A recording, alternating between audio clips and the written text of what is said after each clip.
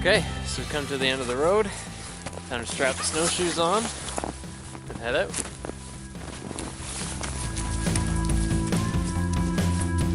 Today's all about the journey. So, I mean, as you can see, the sky's really overcast.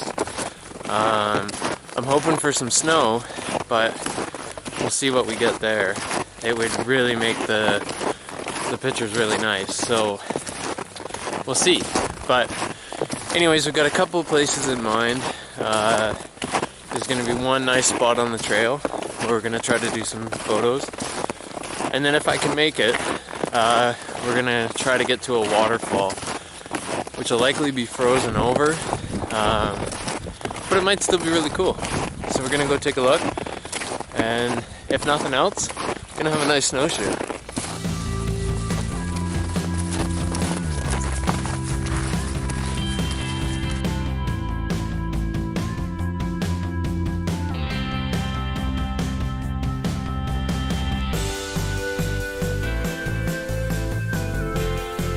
Come to the end of the trail, and I mean, it's been a great little snowshoe. The only issue is definitely have not been keeping up with the pace I thought I would. So I don't think we're gonna make it to the waterfall, which really kind of sucks.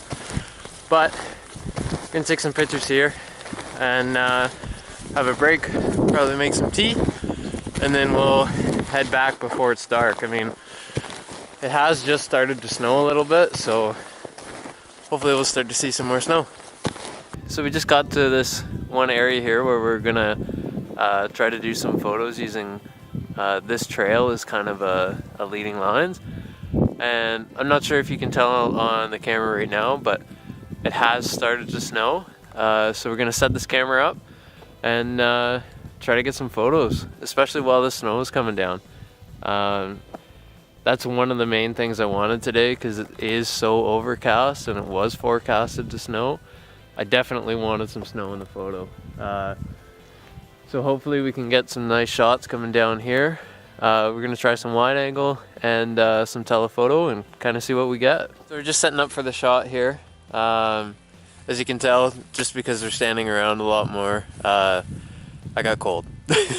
So I had to put the toque on again and put on another layer. So that's a good thing to keep in mind too, is if you're going to come out and do this kind of stuff, which I highly recommend, make sure to dress in layers. When you're out hiking around, it gets warm, and then when you stop, it starts to cool down pretty quick. Anyways, so we're setting up the shot here. So the main thing we're trying to do is to put this kind of opening in the center and give it kind of just this nice flow through. So we're doing this first shot at 24 millimeters. Don't forget to turn image stabilization off. The settings here are ISO 100, 1/80th of a second, and f8. Another thing is using the histogram to kind of get a good idea of where to expose the photo.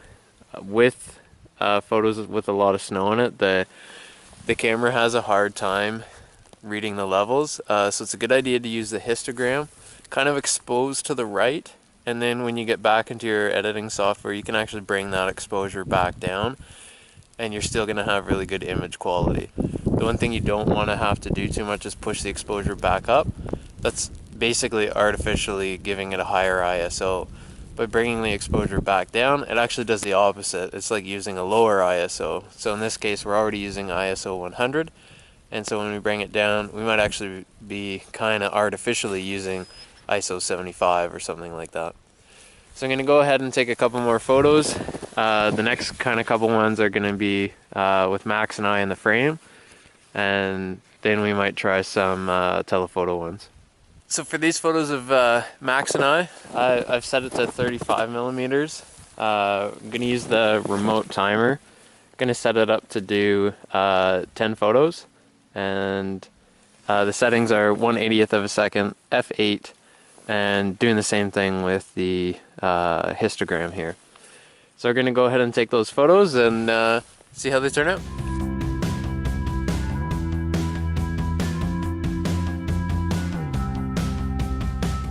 Okay, so we just repositioned the camera and we're gonna take a couple more photos, this time with me standing in the center.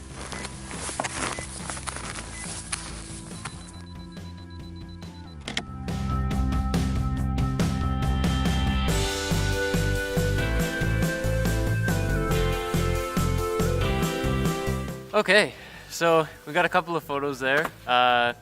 Hopefully they turned out all right. I put the bag on just so we had some nice color to pop. Unfortunately, my black jacket against the white snow, just a little bit too contrasty. I do wish I had a different colored jacket, but when I got this jacket, I wasn't thinking about photography. Anyways, so the snow's still coming down. I'm gonna try to get a couple more photos, and we'll see what we can get. And then I'm gonna set up and have some tea, and so I've come in the woods here to kind of get out of the wind there, because that wind is getting pretty cold. For now, we're gonna hopefully enjoy a hot cup of tea, warm back up, and then get heading back out. We just got the one set so far. I might hit one spot on the way back, but we'll see kind of how I'm doing temperature wise, and how much is snowing. Because right now it's still snowing, but the flakes are really light and they're not showing up on the camera so well. But if we get some more nice flakes, then we got another chance to get some more photos. Time to head out.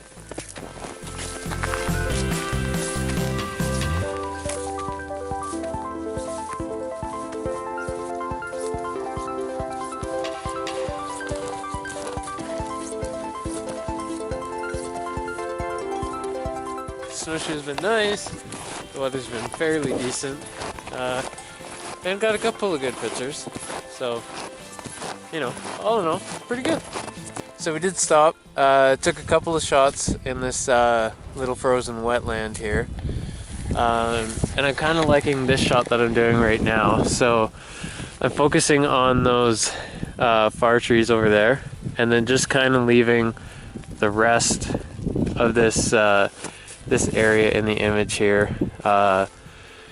It's kind of creating a little bit of a minimalist, a lot of white in the shot, and it kind of just makes it seem, you know, really cold, which it is. And yeah, kind of just a nice little winter scene. The settings here are 1/50 of a second, f8, ISO 100, and I'm just gonna set it to a 2-second timer. And there we go. Well, we ended up getting 2 photo shoot locations. Anyways, got some really nice winter photos. So we'll head back to the house.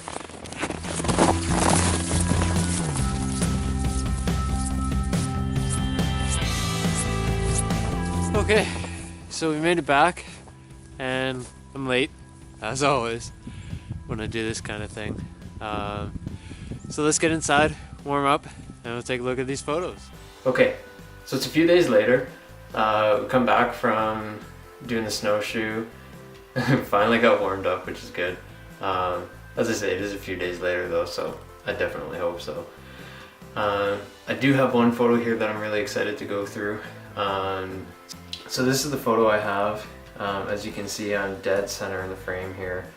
We've got the backpack on. That's giving a nice pop of color. Same with the hat. And we've got leading lines coming in this way, and you kind of do here and here as well. And it's all bringing into this zone here in the center. And you can see some of the snow falling down. So it's kind of nice. It's definitely a cold, wintry shot. And we kind of want to bring that detail out in this photo. So the first thing we're going to do here is, just because I was talking about it, I want to look at the data. So we got 1/80th of a second, aperture f8, ISO 100. I'm going to take a look at the histogram and the scope. So we've got a pretty decent exposure. As I was saying in the video, the camera doesn't really expose very well when there's a lot of snow and a lot of bright stuff like that in the photo. And so I shot to the right in the camera, but the RAW has more range. So that's why, even though I shot this right to the right, trying to make sure that there was no clipping, we still actually have a lot of space here. But because it is a lot white, we probably don't want to go much above this 80% on the scope here. So let's jump into the curves and pull the blacks down. So with a shot like this, there's a lot of contrast in it already.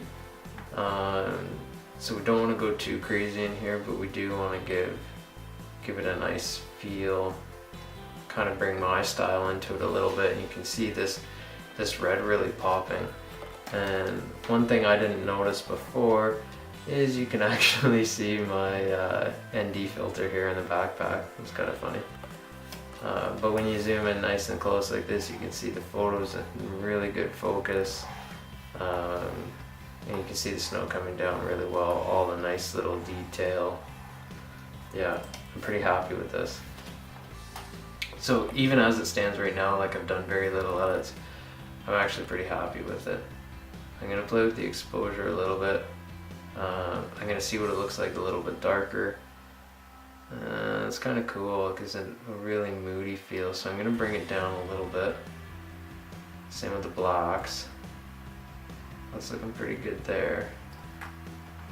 So I'm thinking we probably won't add too much contrast into it, or more additional contrast. I've already added that in with the tones. And then again, bringing the black points up. We already have the white set, so bringing those black points in is creating more contrast as well. Okay, so we're gonna go to saturation. It's a pretty flat photo, but we do have that red in there. So I'm just gonna bring it up crazy and then bring it back down to somewhere I'm liking. So I'm liking right about there, so just put 12 in. Vibrance, I just add standard 10 to my photos. So now white balance. So this is where I really want to get that mood, that feeling in the photo. So I'm going to play around with it a little bit. My tendency is to make photos a little bit warmer, but in this case I think it's actually going to work better to have it a little bit on the cool side of things. So we're going to try bringing that white balance down, and of course I'm going to play around with it. Which I suggest you should always do. So let's take a look in here. So I'm gonna bring it up a bit. And I mean, you can, like, I kind of like this feel of it too. It's tough. I mean, getting the mood and your white balance can be tough, because you could go, like if you wanted to, like right here we're at about 7,000 K for the white balance. You could absolutely do that. And then again, you could go where it just was. You could go up to 10,000.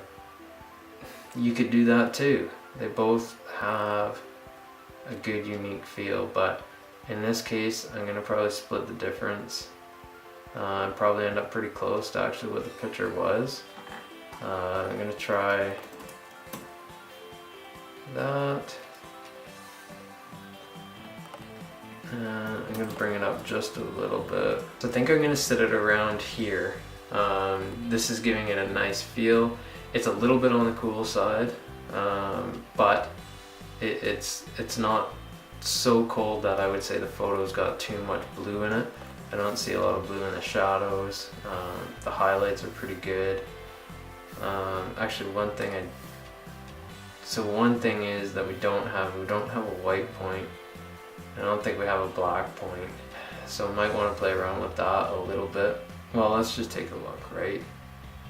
So let's see, what does it look like brighter? So let's pull it till we actually start to see it clip.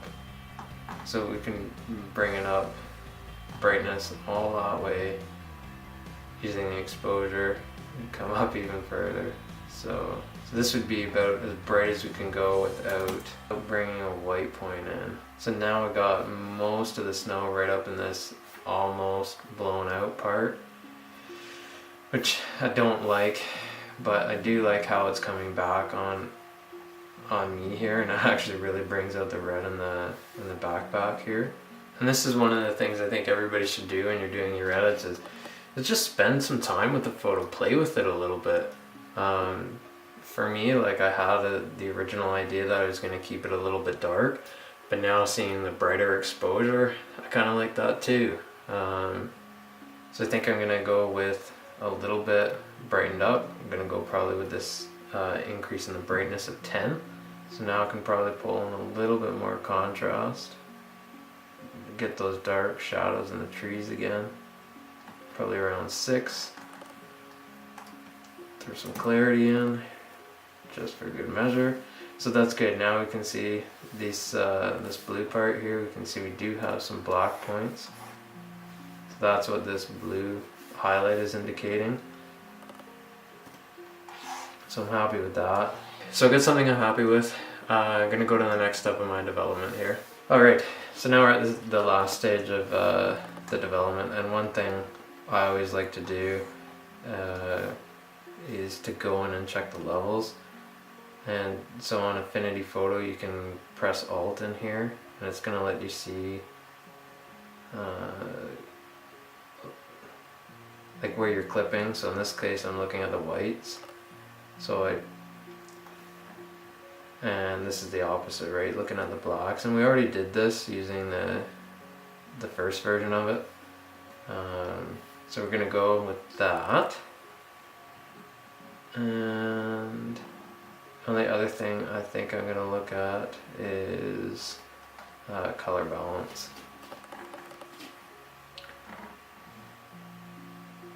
And color balance is kind of cool. You can do some pretty creative things. So in this case, because I want the photo to feel a little bit on the cooler side, I'm going to take the reds out of the certain parts of the photo. So right now it's doing it to the whole photo, but I'm going to go in and change that. I'm going to leave that alone. And same with that, I'm going to leave that alone. So now that we have that layer in here, I can go ahead and turn a brush on. Go to color, make sure it's black. And so the effect's subtle, but just going to paint out a me and the bag, because I do want the reds to definitely pop on the bag. There we go. So again, I'm happy with the photo now. We did a little bit of final tweaking with the color balance there, not too much. So now I'm going to go ahead and I'm going to export this photo, and then we're going to do one more thing which might be neat. So the last thing I want to do is I want to take a look at what it would be like to add in a snow layer. So I'm going to take a snow layer I got earlier, which if you're interested, I think I am going to put together a short little video on how I got this snow layer. Let's go ahead and see if it will work for this photo. There's already a lot of snow in this photo, so it may not work, but we're going to give it a shot. So I'm going to go ahead and copy that photo into the photo I'm working on. I'm going to resize it so that it fits this photo. Just going to pull it around. Oops, don't want to do it like that. So I want to keep the original aspect ratio.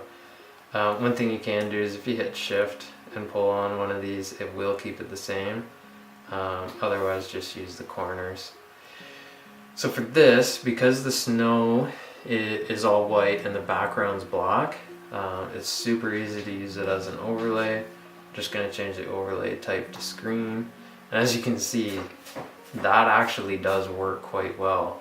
It adds a ton of extra falling snow into the photo, and you could actually just go ahead and export this photo again like this. It's a lot, so I think what I'm going to do is I'm just going to bring the transparency down, and there's a couple places where I think maybe it's a little bit too much, like right in here. So again, what we can do is we can go back into the brush, make it a small brush because it's only small parts I want to pull out, and you could go ahead and do stuff like that, just pull out certain parts of it, giving it a mask. You can go ahead and do that. And maybe even that one there. Another thing I can do too is, because this is just an additional layers, you can actually just move it around. So I can move it around to a spot where I think it looks a little bit better, maybe even a little bit more natural. I mean, that's a lot of snow coming down, but that is the feeling I was going for. And like I was talking about in the video, I was finding the camera wasn't capturing the snow the way it actually was falling, the feeling that I had while I was there. So I think adding this snow layer into it helps to actually better capture what was actually happening. and the feeling that I was going for. So in a sense, you're actually bringing the photo back to the way things were and the feeling that I had while I was there. So I'm going to go ahead and export that, and we're going to call this a final photo.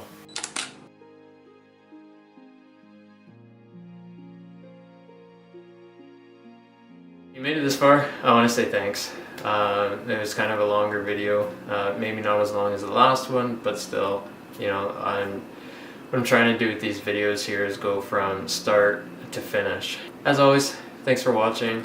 Don't forget to like and share, it really makes a difference. And we'll see you in the next video.